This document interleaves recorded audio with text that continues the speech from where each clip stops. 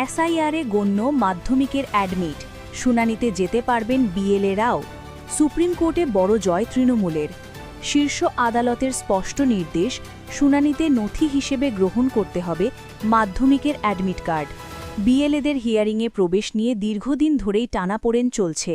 এ প্রসঙ্গে এদিন supreme court জানায়, শুনানিতে হাজিরা দেবার সময় ভোটাররা চাইলে যে কোনো একজনকে সঙ্গে নিয়ে যেতে পারেন।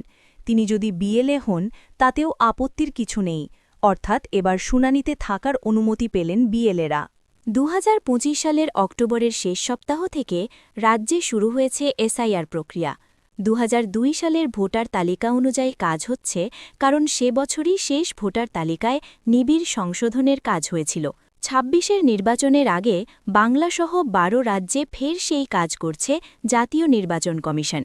2002-এর ভোটার তালিকায় নাম না থাকলে নিয়ম অনুযায়ী এসআইআর শুনানিতে গিয়ে নিজের যথাযথ নথিপত্র দিয়ে নাম তোলার আবেদন জানাতে পারবেন ভোটাররা। এছাড়া যে কোনো অসঙ্গতি বা ভুল সংশোধনের জন্য নথি জমা দিতে হবে নির্বাচন কমিশনে। ভোটার তালিকায় নাম তোলার জন্য নির্দিষ্ট 13টি নথির উল্লেখ করেছিল কমিশন। জানা গিয়েছিল তার মধ্যে ছিল না মাধ্যমিক পরীক্ষার অ্যাডমিট কার্ড, কিন্তু এই নথি বেশিরভাগ ক্ষেত্রে গ্রহণযোগ্য। এই যুক্তিতে নাগরিকত্বের জন্য তা গ্রহণ করার আবেদন জানানো হয়েছিল রাজ্য নির্বাচন কমিশনের তরফে। নানা স্তরে সেই আবেদন উঠেছিল। মনে করা হচ্ছিল এই নথিটি গ্রাহ্য হবে।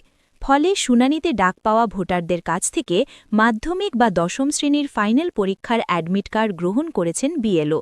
কিন্তু গত বৃহস্পতিবার দিল্লি থেকে রাজ্য নির্বাচন কমিশনের দপ্তরে নোটিশ পাঠিয়ে জানানো হয়েছে, মাধ্যমিকের অ্যাডমিট কার্ড নথি হিসেবে গণ্য হবে না। ফলে বহু মানুষ নতুন করে হয়রানির আশঙ্কা করেন। ঘটনার জল গড়ায় সুপ্রিম কোর্টে। এদিন শীর্ষ আদালত সাফ জানিয়েছে, মাধ্যমিকের অ্যাডমিটকে এসআইআরে নথি হিসেবে গ্রহণ করতে হবে।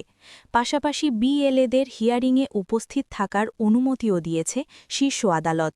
বলাই বাহুল্য, এটা তৃণমূলের বড় জয়।